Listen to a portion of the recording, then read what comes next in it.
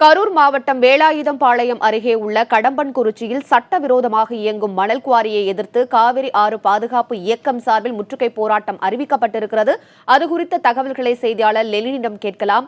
Lenin, Kadambankurichi பகுதியில் சட்டவிரோதமாக மணல் அள்ளப்படுவதாக எழுந்திருக்கும் புகாரின் கூடுதல் விவரம் என்ன? குறிப்பாக இந்த மணல் குவாரி சட்டவிரோதமாக இயங்கிக் கொண்டிருக்கிறது. இங்கு சட்டவிரோதமாக மணல் அள்ளப்படுகிறது. இந்த ஒரு இடத்தில் மட்டும் சுமார் 9,000 கோடி ரூபாய் அரசிற்கான வரி இழப்பு என்பது ஏற்பட்டிருக்கிறது. எனவே இதை உடனடியாக இந்த குவாரியை மூட வேண்டும். இங்கு ராட்சச ஜேசிபி இயந்திரங்கள், ராட்சச டிப்பர் லாரிகள் இவற்றை பறிமுதல் செய்ய வேண்டும் என்ற கோரிக்கையை வலியுறுத்தி காவேரி ஆற்று பாதுகாப்பு இயக்கத்தினர் இன்று முற்றுகை போராட்டத்துக்கு அறைகோல் எடுத்திருந்தாங்க. குறிப்பாக தளவாய்பாளையத்திலிருந்து ஒரு 3 கிலோமீட்டர் தூரத்தில் இந்த கடம்பன்குறிச்சி அப்படிங்கிற அந்த மணல் குவாரி என்பது காவிரி ஆற்றில் அமைஞ்சிருக்கு.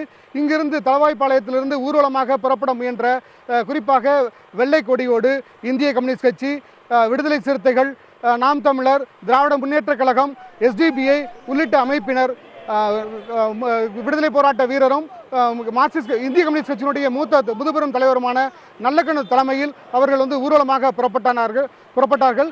அவர்களை போலீசார் இங்கேயே தடுத்து நிறுத்தினாங்க. குறிப்பாக இந்த கூட்டத்தினரை கலைந்து போக செய்யக்கூடிய அந்த தண்ணீரை பீச்சி அடிக்கக்கூடிய அந்த வஜ்ரா வாகனம், அதே போல தாக்குதல் நடத்தி கலைப்பதற்கான தடிகள் இவற்றோடு காவல்துறையினர் இன்று அதிகாலை முதல் இங்கே குழுமியிருந்தாங்க. இந்த அமைதி பேரணியில் அவர்களை போலீசார் பேரிகார்டு கொண்டு தடுப்புகளை அமைத்து தடுத்து நிறுத்தி அவர்களை கைது செய்தாங்கம்மா. லெனின், இந்த காவிரி ஆறு பாதுகாப்பு இயக்கம் ஏற்கனவே பல கட்ட போராட்டங்களை நடத்தி தற்போது இந்த பேரணி நடத்தியிருப்பதா தகவல் அறிய வருது. இதனைத் தொடர்ந்து கைது செய்யப்பட்ட போது அவர்கள் என்ன தெரிவிச்சாங்க? இந்த மணல் குவாரி தொடர்பா அவங்க என்னென்ன கோரிக்கைகளை முன் வச்சாங்க? குறிப்பாக மேட்டூர் அணையிலிருந்து நாகப்பட்டினம் வரைக்கும் காவிரியினுடைய அந்த தண்ணீர் ஓட்டம் என்பது தாழ்வான பகுதியை நோக்கி ஓடிக்கிட்டு இருக்கு. அந்த அடிப்படையில் 96 மீட்டர் பள்ளத்தை நோக்கி மேட்டூரை ஒப்பிடும்போது நாகப்பட்டினம் என்பது கடல் மட்டம் என்பது 96 மீட்டர் பள்ளமான பகுதியாக இருக்கு. இந்த மட்டத்தை கணக்கில் கொண்டு ஒவ்வொரு இடங்களிலேயும் 1 மீட்டர் அளவிற்கு மணல் எடுப்பது என்பது அரசினுடைய கொள்கை முடிவாக இருக்கு. பொதுப்பணித்துறைக்கு சொந்தமான இந்த ஆறு பொதுப்பணித்துறையே நேரடியாக இந்த மணல் விற்பனையில் ஈடுபடுது. அந்த அடிப்படையில் சில இடங்களில் ஆறுகள் வளைவு நெளிவாக செல்லும் போது அந்த மணல் மேடு என்பது அதீதமாக ஏற்படுகிறது. அந்த இடங்களில் மட்டும் 2 மீட்டர் 3 மீட்டர் அளவிற்கு மணல் என்பது எடுக்கலாம். அதற்கு அந்த அரசு அனுமதிக்குது.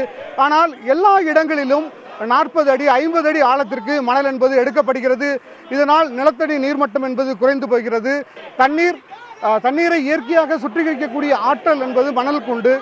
அப்படி சுத்திகரிப்பதற்கான ஆற்றலும் இதன் மூலம் கெட்டு போகிறது. சாக்கடை தண்ணீரை மக்கள் நேரடியாக குடிக்க வேண்டிய ஒரு அவலத்திற்கு தள்ளப்படுகிறார்கள். நிலத்தடி நீர்மட்டம் குறைந்து போவதால் எதிர்கால சந்ததியினருக்கு குடிநீர் பற்றாக்குறை என்பது ஏற்படக்கூடிய அபாயம் ஏற்பட்டிருக்கிறது. குறிப்பாக தற்போது திருச்சி, தஞ்சை, திருவாரூர், இங்கிருந்து செல்லக்கூடிய சிவகங்கை, ராமநாதபுரம் இந்த பகுதிகள் அனைத்திலும் இந்த ஆண்டு குடிநீர் தட்டுப்பாடானது வந்திருக்கிறது. எனவே இந்த குடிநீர் தட்டுப்பாட்டை போக்க, நிலத்தடி நீர்மட்டத்தை பாதுகாக்க, இந்த மணலை பாதுகாக்க வேண்டியது அவசியமாக இருக்கிறது. இந்த மணல் கொள்ளையில் முன்னாள் அமைச்சரும் தற்போது முதல்வருடைய இலாக்காக்களை கவனித்து வரக்கூடிய அமைச்சர் ஓ பன்னீர்செல்வத்தினுடைய உறவினர் பாஸ்கர் என்பவர் தான் நேரடியாக ஈடுபட்டிருக்கிறார் என்ற குற்றச்சாட்டையும் மூத்த தலைவர் நல்லக்கண்ணு முன்வைத்தார். தமிழரசன், லெனின், நீங்க சொன்னது போன்ற நிலத்தடி நீர் குறைந்தது மட்டுமின்றி வேறு என்னென்ன பிரச்சனைகளை அந்த பகுதி மக்கள் சந்திச்சுட்டு வராங்க இந்த விஷயத்தினால? இந்த காவிரி கரை ஓரம் இருக்கக்கூடிய வயல்வெளிகளில் முப்போகம் சாகுபடி என்பது நடந்துச்சு. குறுவை, சம்பா, கோடை சாகுபடி என்ற 3 சாகுபடிகள் நடந்திருக்கு. தற்போது ஒரு போக சாகுபடியை கூட செய்ய முடியாத ஒரு அவல நிலை என்பது ஏற்பட்டிருக்கு.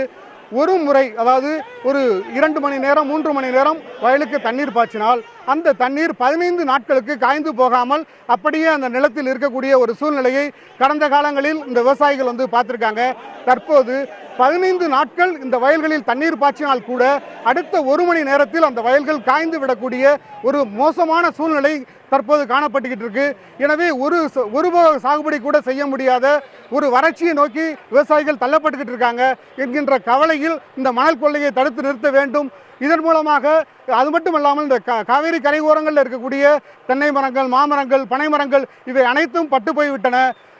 மானாவாரி பயிர்களை கூட செய்ய முடியாத ஒரு சூழ்நிலை ஏற்பட்டிருப்பதாக விவசாயிகள் குற்றம் சாட்டுறாங்க.